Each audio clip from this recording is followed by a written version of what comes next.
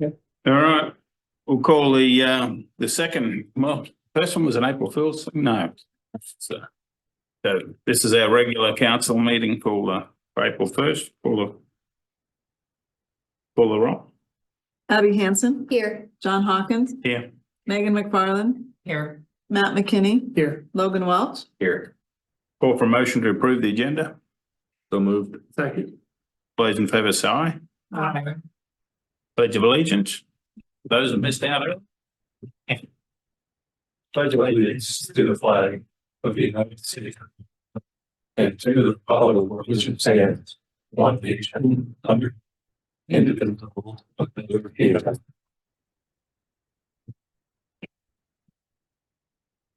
Item 1, petitions, communications and requests. This is a time of the meeting that a citizen may address the council on a matter not on the agenda. Except in case of emergency, the city council will not take any action at this meeting, but may ask city staff to research the matter or have the matter placed on the agenda for a future meeting. Anyone have any good April Fool's jokes or anything? Okay. Item 2 is minutes, claims, reports and licenses. The following items have been deemed non-controversial routine actions to be approved by the council in a single motion. If a council member or the member of the audience wishes to have an item removed from this list, it will be considered on its normal sequence on the agenda. I have A as minutes of March 18, B is a resolution on payroll for a period ending March 23rd and paid on March 29. C is a resolution on bills and approve the fund list.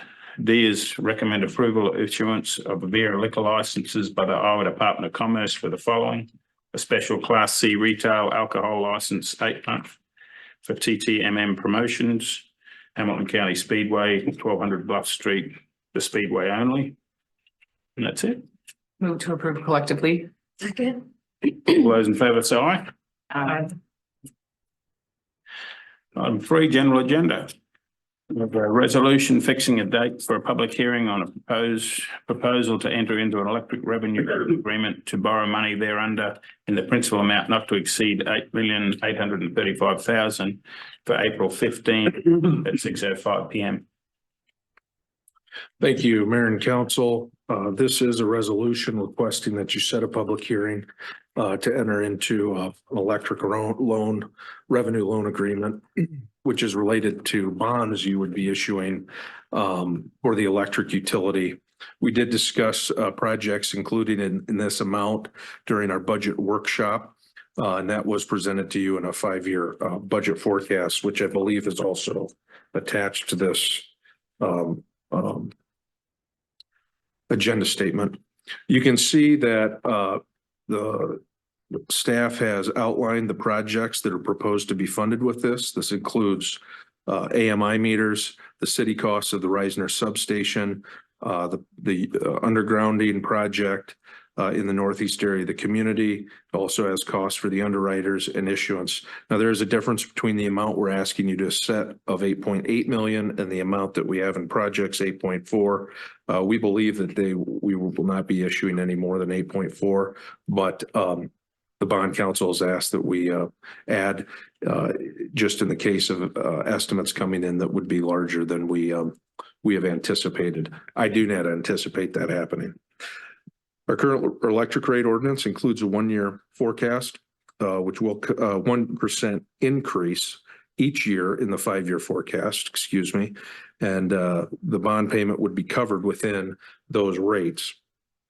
Attached to this is a forecast, and staff has put in the specific proposed bond issues for your review. And so you can see that we are not only going to be able to meet the payment, but the reserve in the fund continues to be healthy, at least in the next 3 years. With that, I would recommend that you set the hearing, or I can answer any questions. Question? No. Very good. I move to approve. All those in favour say aye. Aye. B is a resolution authorising the mayor to sign and execute engagement letter with Dorsey and Whitney attorneys to provide legal services associated with the electric utility. This is simply an engagement letter between ourselves and bond counsel for the services that the mayor referenced in his introduction to this matter. we recommend approval. Move to approve. Second. All those in favour say aye. Aye. C is a resolution to fix a date for a public hearing on a proposal to enter into a water revenue loan agreement and to borrow money thereunder in the principal amount not to exceed $5,395,000 for April 15 at 6:05 PM. Thank you, Mr. Mayor. Mayor and Council, this is very similar to the same resolution you previously adopted regarding the electric utility. During our budget workshop, we did discuss the 5-year forecast, and there were a series of projects that the utility needed to encumber bonded funds for to complete. You can see that they are listed in the agenda statement. We are still compiling some estimates on those, but we do believe this is within the amount that will be required to make these improvements, if not perhaps less. Also included in the breakout on the sheet is the cost of issuance, the underwriter discounts. And in the case of the water utility, we will be having to borrow a little more money, approximately $400,000 for a bond reserve, just to the low amount of cash that is in that fund at this time. They are the means to pay for this debt issuance are included in the 5-year projection that was presented to the council, and should not need more of a rate increase of what the current ordinance adopted by the council states. That being said, the rate ordinance implemented a 30% rate increase on January 1st of 2024 and another planned 20% increase on August 2025. We will return to discuss that rate increase before we implement it to determine if the revenue being brought in is enough to cover this total debt payment, and you'll be able to weigh in on that before that increase is made or confirmed. You've already adopted it, but we'll revisit with you at some point in time. Again, as with the electric utility, the 5-year forecast is included. You can see that the water fund is stable in at least the first 3 years of the forecast, but in the out years, and that's depending on the forecasted 27 improvements, there may be additional increases necessary at that time. But at this time, we are good to go, and we do recommend setting the public hearing for those bonds. Move to approve. Second. All those in favour say aye. Aye. D is a resolution authorising the mayor to sign and execute an engagement letter with Dorsey and Whitney attorneys to provide legal services associated with the water utility. This is a similar letter as was related to the electric utility, comes at the recommendation of our bond counsel. It is for cost for services for serving as bond counsel and disclosure. It amounts to $31,500 is factored in the cost of our issuance. Move to approve. Second. All those in favour say aye. Aye. E is motion setting a time and place for public hearing to certify the 2024-25 budget for April 15 at 6:05 PM. Is this going to be a storm night? Okay. No storm, we'll not need to go to the basement. So now that we have the levy set, this is the next step in approving our certifying our budget is to set the hearing, for the 15th to meet our deadline of the 30th without a special council meeting for submission. So I did have a several page memo showing some different charts of like a breakdown of the levy of which departments use the most, and of course the public safety and parks, recreation, and general government are your main three. We have on the so the public safety is police, fire, and inspections. I broke those down for sometimes it's confusing on what departments fall under what category. Then I just tried to do a little bit summary of each of the major funds. The general road use, capital improvement, electric, water, and sewer. And as we just did the bonding, or set the public hearing to possibly bond. That was part of our budget workshop and projection for both the electric and the water. The sewer, will be evaluated again as we decide what's gonna happen with the treatment plant. John had come up with a ramped up, street improvements that we'll possibly talk about bonding for that too, just depending on what kind of cash reserves we want to keep for other projects. And the road use, right now is holding its own, but that's probably one that really is gonna be, we're gonna need to continue to monitor, and it is what it is. I mean, you get whatever comes in from the state. It's not one that we generate any other revenues for, so. Do you want to add anything? Well, at the discretion of the governing body, I might talk a little bit about the revisions we made to the street budget that since we talked at last, or if you don't want me to, I don't have to. That's it. Okay, all right. So Kirby, the sheet that you're looking for has some green highlighted on it, I believe. There it was. Okay. And if you could zoom just a little bit for that. Thank you for continuing that discussion on road improvements. The fund that you're looking at is what the city refers to as the Capital Improvement Reserve Fund. It is where the proceeds of the locally adopted sales tax are deposited. Some years ago, the public of the city of Webster City authorized the following uses for this tax: public safety expenditures, public infrastructure, public parks, sports and recreational facilities and trails, and the public library. As you are aware, the city has several outstanding streets to maintain, and for some years, the bulk of this fund has been utilized to fund street improvements and pavement preservation within the city street system. In addition, the city council has compiled several has amassed funds in this fund in anticipation of making an investment into the street system that we're happy to present to you this year. Currently, the balance of the fund is about $4 million.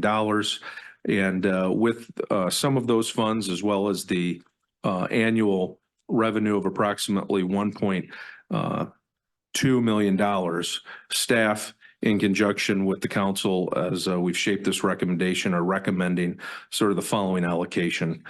First, in pavement preservation for 24-25, annual rehab of concrete panels on Beach and Superior in the amount of $250,000. Pavement preservation for surface rehab and preservation is $150,000. Concrete panel replacements as part of the HMA projects, $250,000. The following streets are scheduled to be milled and overlaid: Elm and Cedar from Des Moines to Wilson, Seneca to Wilson, Water Street from Funk to Prospect, Boone Street from Grove to Des Moines, Brewer Wilson from Ohio to Des Moines, although I know that there's probably a better description of that. It's an area in front of a school and then turns off to a main street. If the council would like to clarify that, that'd be helpful. East Street from Des Moines to the top of the hill, Bell and High from 2nd Street to Buxton, 3rd Street from Grove to Broadway. And then as this fund forecasts in future years, we've allocated additional funds ranging from 870 to 760 for the HMA project. But this year we are recommending about $3 million be spent to address areas in the system. In addition, you know that the work on Fairmeadow from Superior to Des Moines has started. That's approximately $1.9 million project. Some of that is targeted in this to be borrowed for against this proceeds of the sales tax revenue. And then next year, which you will continue to receive updates on it, we are recommending you might consider doing Des Moines to Rodland, as well as financing those from proceeds in the sales tax fund. In the out years, we have a series of projects listed on Hillcrest, on White Fox, and on Bank Street. You may consider borrowing for those as well, but we want to see how the fund performs and how work on the projects proposed for this year is done before we would make that a final recommendation. The good news about this proposal is that it utilizes ongoing revenue for needed street maintenance and also maintains a healthy balance in the fund of approximately $2.5 million, which is roughly 2 times the annual revenue of the sales tax fund to accommodate any emergencies or cost discrepancies that would arise in the future. I know that the street department is eager to move forward with this, and we'll be bringing you back bidding documents and proposals as we move into the next fiscal year.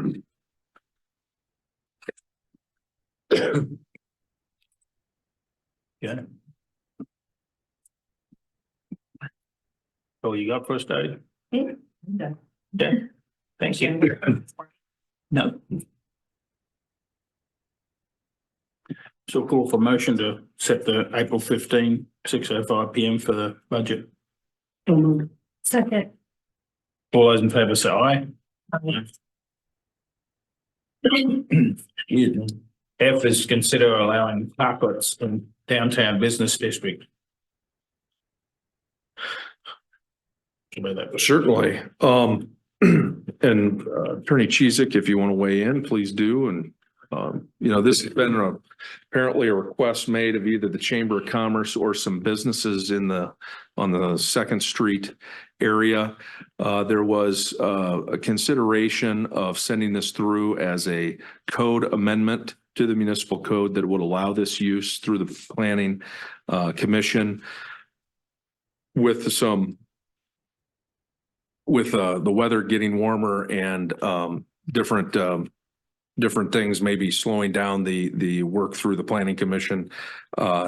We thought that it might be opportune to consider just allowing this temporarily for this year as a experiment in the areas that have requested it, and to review how it works this summer, and then take a look at the end of the year if you wanted to actually codify it. So much of this is some code language that Attorney Cheezick had prepared for the Planning Commission to review. I did have Chief Mork and Chief Stansfield review it, as well as Mr. Cheezick. And what we're presenting as this resolution is essentially authorizing my office to allow the temporary encroachment of a public right-of-way, which is what these parklets would essentially do. And it would allow dining and drinking establishments to construct outdoor seating establishments in the parking along 2nd Street.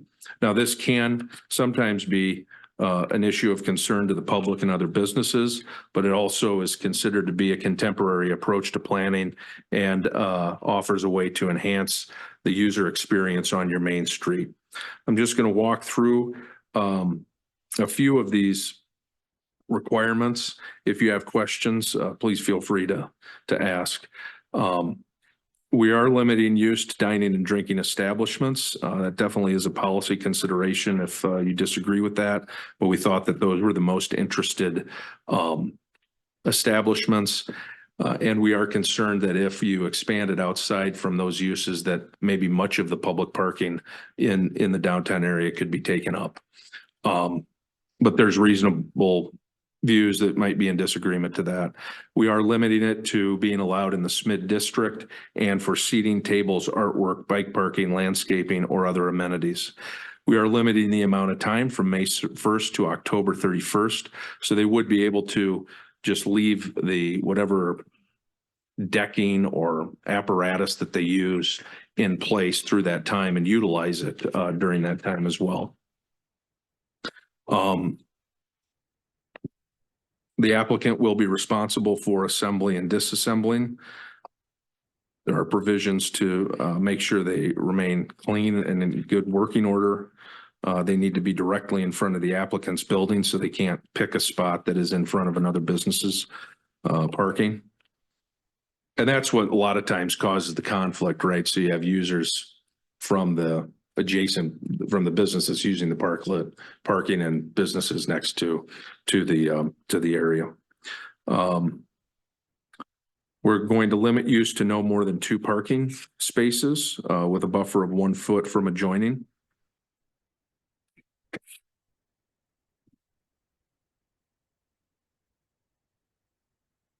The applicants will be required to require there's not a spillover into the sidewalk, creating barriers for pedestrians to utilize the sidewalk. So there'll be some type of demarcation between the parklet and the sidewalk. There's a limit on the height of the parklet. They will not be obstructing fire hydrants, manhole covers, or public utilities or curb drainage. They will be fixed with a no smoking or no alcohol use beyond these premises. And the method of application will be through the Community Development Department, who will be reviewing the application and making a recommendation to a review board consisting of the city manager, the street department supervisor, police chief, fire chief, and city attorney. Following that review, the review board is being granted the authority by the council in this resolution to adopt with modifications, or deny the application. Revocation of the permit will be at the discretion of the city manager's office, but I have noted it will be upon the joint recommendation of the others involved in the review. And a permit will be made in the issue of a letter of approval. So they won't be receiving a formal permit or a building permit of type, but we're just going to write a letter of approval outlining the terms and conditions of the use. And if there is going to be alcohol use in the parklet, they may need to expand the liquor license, and they will be directed to the Iowa Alcoholic Beverage Division.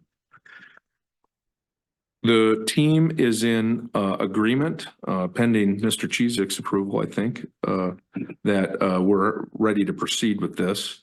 And I'm happy to recommend approval or answer any questions you have about the use of parklets.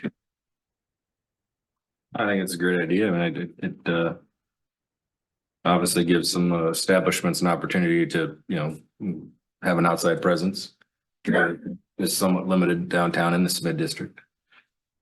And again, if we're just going to try it for the summer, and then look at it more long-term and a true, revision to the ordinance, I'm comfortable. Yeah, it's a popular amenity, and a lot of bigger communities have the ability to have outside dining and a gathering place when the weather's nice, so.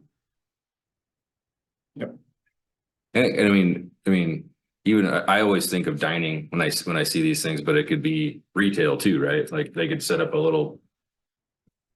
bring some racks out of clothing or I think in this case, it was. Yeah, the current way right now would only be done. it'd just be dining. Okay. If that's a concern, because I wasn't around for the impetus of the thought, then that's something, I mean, that's certainly something that we should address. If you're wanting people to use it for retail. I mean, there's only, maybe like a handful of eating and drinking establishments on Main in the Smith district as is. So maybe something to consider, but again, as written, your group has met on this and are comfortable with this. Obviously we can tweak a temporary thing too, moving forward if we do see, a need for that. So I think it's fine as written now, but maybe something to think of, and maybe also the business owners that have retail in that space to think, well, maybe how could I use that, and come to us with some ideas of how that could be tweaked to help them out. So I'm okay as is written now. Yep, I'm okay with it. I think you have some. Oh, Gary, yeah. Will their insurance cover them when they go out into the parklet? Yeah. Or that's something you have to make sure that their insurance will do? They'll want to make sure that the insurance is, Yeah. Same thing with all their licenses. Like I know some of them, some of the like alcohol establishments will have to change where their outside sales are, because currently they're in the back. They have the front stuff, but that's completely up to them to figure that out. So But they do have to have insurance to cover that. It was done temporarily, for the market nights last year in front of. I don't know. yeah, that's kind of really what spurred. And the that's- whole thing and that's, was marketing. where they had to set it up and pull it down each week, so that this way they get to to leave it there for the season. So I think that was the general idea of it. You can add a record, I don't know what type of insurance or proof, Zach, you would need. We can add that as a item, or if it's unnecessary, we will rely on your recommendation there. I think for market nights, we would have them list the city as an additional insured because they were using the parking. You're having a chamber, maybe. Maybe. I was thinking the chamber Might be and. a question. Or what if it's, I think I do remember it being the chamber. what if it's just I like think we a, might make a chamber do it, but I don't, what's that? but we have to issue some type of paperwork when they do this, right? So, I mean, if it's something that maybe if it's just they're basically insuring that section, they're now, you know, they're just signing off that, hey, if anything happens within this structure you're building, it's your liability. I don't know if that's an avenue. That way we don't have to really. I'm assuming they're gonna be covered, right? Because they have to have liability insurance for their building as it is. This is part of their business. So I'm guessing they're covered already. Like the market nights is more so because you have vendors coming in that don't have adjoining businesses downtown. So they're taking up the street. Somebody trips over a cord, breaks a neck, whatever. That's why we made it. I think it was the chamber. We may take a policy out on that. So we can put it in there, just a proof of liability coverage. I'm certain they all have it, so it's not gonna be a big deal to add that blurb in. Yeah. For sure. You mean, when you approve it, we'll disapprove it with that. We'll just get a language. As item 21. Yeah, exactly. Yeah. Good point, Drew. Yeah. Call for a resolution authorizing the city manager to allow the temporary encroachment of the public right of way. Construct parklets. Move to approve. All those in favour say aye. Aye. Item G is discuss cleanup drop-off event. Possible dates of June 7 and 8 or 14 and 15. Anyone check their calendars? So I've done a little bit of, I contacted the school. Those dates are available. Use the middle school parking lot. I did reach out to the city departments as far as availability with employees to help. And the trash man is good with both dates. Scrap processors wants to be contacted once the date gets closer, and they will work with. This was just mainly to find out if you want to move forward with planning this. And what dates work best. Have any preference on? I don't either. Or preference, but No, Yeah, it don't matter to me. let's do the first one. I guess 7 and 8 is, yeah, I mean, generally that's that. About the time we've been Right doing after it. the school goes out. okay, Get further into the summer, everyone. Maybe not quite as hot. Yeah. same times, noon to 4 on Friday and 8 to noon on Saturday. Yeah.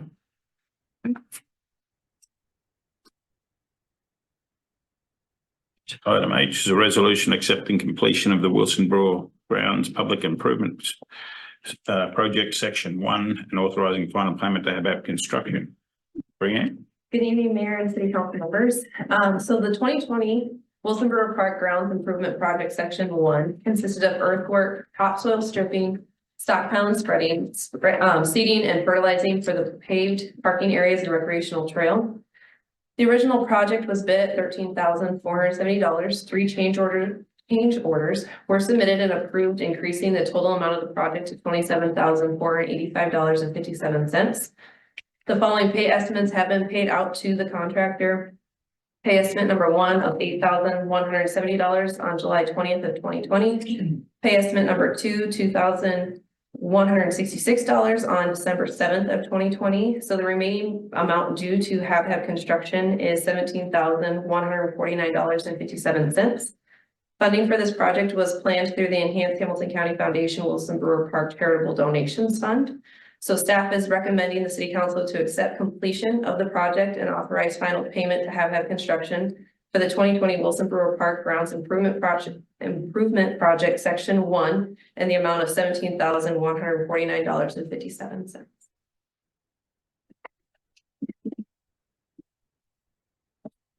To approve. Thank you, Brianne. Good, thank you. All those in favour say aye. Yeah. That's. Okay, do you want to talk about the? Yeah, certainly. There's this items. What other items sent to council?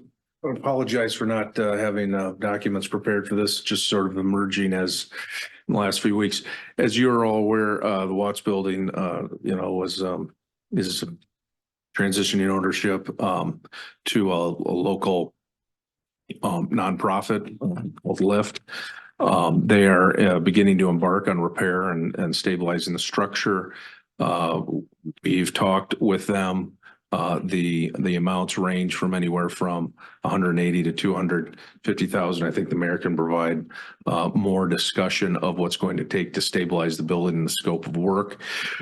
As a result, they have requested that the city consider applying for a catalyst grant in conjunction with Lyft. We're working with Cindy from the county on that matter. But that will require a match from the city of some type to secure the grant. The grant is in the amount of $100,000. We are estimating that the state is going to require at least $80,000 to $100,000 in matching funds for the purpose of stabilizing that building. As everyone is also aware, we will be acquiring the Coulter building this week and certainly assessing that for additional review and determination of how we'll proceed, but no recommendation is ready at this point in time. We know that the Watts building is important because of its access to the sidewalk, its impact to other active businesses on Second Street, like the theater, like the building next to it and the other two next to it. So it's sort of come to a head here as we're heading into the warmer seasons, trying to ensure that the sidewalk is open for various events and the public. Probably an ongoing effort as part of the strategic look at Main Street. So it's just a question we have in terms of how to proceed and support this group. I don't know if Zach and the mayor can provide insight from Lyft on this matter or what you're thinking. At the moment, we don't have any hard figures other than the guy who's going to repair the front of the building and all the brickwork. So all three sides, the east side of the brickwork and the rear, and the repair the front to back to the way it was, is $80,000 to do that, and he'll be finished in 2 months. He's putting his equipment there now. So the front of that should be, ready to just open up and be done in 2 months' time. His part's $80,000. That then leaves, as to our idea was to put a roof back on it and just clean out what's in there and have it ready for somebody to buy it then with, hopefully with windows in it and the roof, new windows, roof back on and just cleaned out, not trying to do anything else to the building. That's whoever buys it then can do whatever they want with it, make it into whatever they require. I'm still waiting to get some figures back on what the roof's going to cost, so, and the cleanup piece of it. But anyway, so we're hoping that we can get that piece of it done for $100,000. But that's where we're at the moment is where we're at. We're not really. I guess we're just after an idea whether what our conflicts are as to how much the city's prepared to put in towards the grant, to go with the 100,000 from the catalyst. I think the direction probably staff's looking for is whether or not you want us to proceed in coordination with Lyft to pursue the catalyst grant on the matter. I mean, yeah. Recognizing that it will require some city contribution. I mean, yeah, we pursue it because that would give us the number then we would have to be comfortable with to match, right? So yeah, please move forward, at least get a number and understand kind of what that would look like. And then when Lyft, might have a better idea what I'm sure do as things devolve, what that money could be used for above and beyond just shoring up the front. Because right now we're just trying to get the barricades out of there, right? But again, if at the moment the idea is we'll have the front of the building fixed Good. So it won't be just shored up or anything, it'll be finished. If we get the catalyst grant, though. Yeah. There's, I think, and I've shared this before, goes without saying, the lift is. We don't have the money. We're We doing don't the have Elks the money to project, do it. right? So any resources we have is completely dedicated to Sure. the Elks building. And so when it was brought up with the mayor and other representatives about doing this project, it was under the understanding that Lyft is willing to take this project on because we can move quick on it. Obviously, we're showing that people are showing up to do this brickwork already. We just took possession of it on Thursday. So, but that was with the understanding that we can't divert funds from the Elks project because that's where our donors are all focused in on. That's where all the money's coming into. So, we're gonna shore the building up, and if we're gonna do the roof and stuff, whatever extra money, if it's 10,000 at the end of it or whatever, can go towards windows and doors. To make it, the idea is to make it as, to get as far as we can with the funds that are coming from the city and the catalyst to get this building as nice as possible so that somebody can come in and finish it off, purchase it, and so we're not stuck tearing down a building, which is then the domino effect. Yeah. So I don't want it to be perceived that like Lyft is gonna throw a ton of cash at it or that Lyft is going to take it any further than when it runs out of funds is where it's gonna run and then it'll like that. So what happens if you don't get the catalyst grant? Then Get done. it doesn't start. Well, what does Lyft do with the building then? Because Transfer to the city, probably. well, if you've taken ownership on it, like I'm not saying like, okay, we got to do it because you guys, took ownership of it. I'm just saying like, Yeah. without this catalyst grant, then Yeah, it absolutely. stalls. Where, yeah. And it's. Yeah, it doesn't, otherwise, yeah, it ends up. I mean, to the city or whoever. And picks it let me up. take a step back. I know you, when I say you guys, I know Zach and the mayor are on the Lyft board. So anyone in the public wondering why I'm talking to them as the Lyft board, it's. Yeah. So anyway, just clarify, but you guys stepping in saved the city from having to step in essence. So for us to, pitch in on this catalyst grant, it's really, getting pennies on the dollar, what we may have to do to take it down or shore it up. Or again, the domino effect, that could, make this thing an exponentially growing snowball at the end of the block. So yeah, you guys are saving the day here. So I definitely want to support it. Again, I just hope that match isn't, like they can get, 200,000. If you throw in 200,000 and we're like, well, okay, let's figure out what's the best, bang for the buck. So, if you can shore up the front of the building, would the next step then to be make it a usable building, like a one level building or Next, it would be the roof. The roof goes back on the building as it is. Third Building would be windows and doors if Yeah. the money's still there. And then like mechanicals won't happen, obviously, unless a donor came in and said, Yeah. I want mechanicals in there. Drywall, it'll be gutted, but it won't have anything. Well, the max that we're talking about with this commitment is up to 100,000, right? Because the grant Yeah, is a it's max of 100, 100,000. And I think, from the standpoint of the benefit of the downtown and getting, that sidewalk back open, a lot of that's gonna be required before the theater, when they're done, could reopen.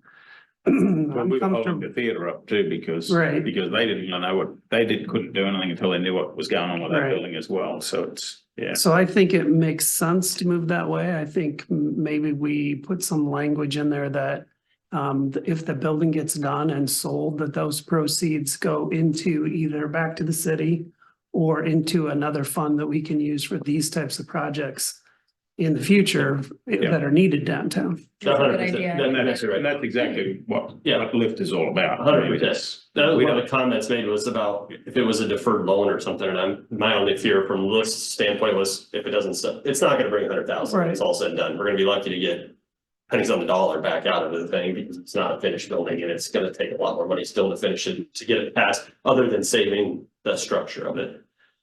And so I didn't want Lyft to be on the hook for 100,000 back to the city when they sold the building for 10,000, Yeah. So it's gonna be whatever, we're completely fine with just getting the project done and then turn whatever proceeds you guys can take back and use it on another one. And I recognize your concern about the deferred loan. I would say though, and whether it's sold for whatever amount, the city's ability to continue to contribute will be linked to some of the return that you get on this money. So I think that, It can't be just sold. Yeah. We're not, it won't be just sold No. because, you know, I think somebody we have comes to and get- says, I'll give you $5,000 for it. It's like, yeah, that ain't happening. No, I think you have to ultimately get like for your guys' comfort level, like the market analysis done. A realtor can do it for nothing. They'll just come in and tell you this is what we think it's worth at the end. So you guys have some sort of comfort level that it's not being sold to anybody, you know, for $10. Yeah. And that was the whole idea, is that whatever lift gets out of this thing, it goes back into the next building that's being done. And then if that funds are then held by the city, that's fine too. Yeah, So- I'm confident the lift has the intention of doing the right thing. But I think having some language in there that Yeah, along those lines absolutely. makes sense. Okay, that's all. We just needed a guidance, I guess, and Consensus. a consensus. continue to proceed with the catalyst grant. What have you got there, Jay? Just as an update for the 10 lots that are out there in Brewer Creek. So the 6 that were being sold to Ridge Development, we got all that paperwork back from the developer and we've sent in for the abstracts, to create abstracts for all those lots. So that's moving along, hoping to close that this month of April, and speaking with them in the article in the paper today, it appears that they're ready to roll as soon as possible on those ones. The other 4 lots that were sold to or purchase was done for Greenstream Homes. Dave Walters is the owner of that company. He's now reached out and said that he has another partner involved and they want to assign it over to this new entity. So we've drafted all the language for an assignment and all that jazz for your guys' sake. But it hasn't been signed yet by them. He emailed me today and said that the gentleman is out of the state for a week. He hopes to have it all back next week. So same deal. Once we get that back, we'll order their abstract for those and progress on those ones. The Hubbard, I get a clarification. He wants to assign the agreement yeah, to who? another company out of Des Moines. I sent you the agreement stuff, but I can't think what the name is off the top of my head. I apologize. I have not reviewed that. Yeah, so I would like to take a look at that. for sure.